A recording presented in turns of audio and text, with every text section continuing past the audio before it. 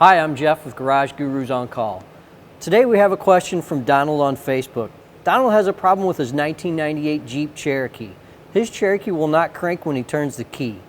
When he turns the key on, he hears a clicking sound from the passenger side of the firewall, but when he steps on the brake pedal, it stops. Donald, the first thing you want to check is your battery condition. I know it may sound simple, but a low battery may not operate all the electronic modules correctly. If they are supplied with low voltage, they can cause a relay to cycle or your ABS module to click or make noise. Applying the brake pedal will add taillight load to the system and remove potential power, causing the system to stop altogether. This may give you false information when you're trying to diagnose your problems. If the no start condition just started and your battery checks out, look for accessories added to the vehicle. Does the vehicle have a remote start system or alarm system added to it?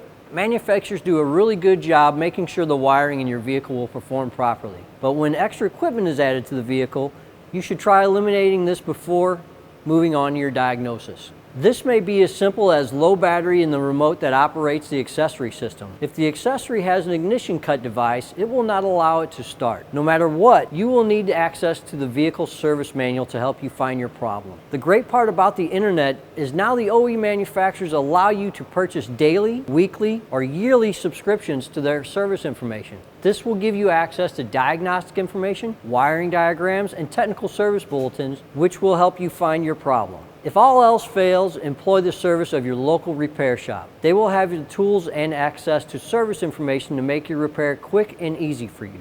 For more information, check us out on YouTube and subscribe to Garage Gurus. Thanks.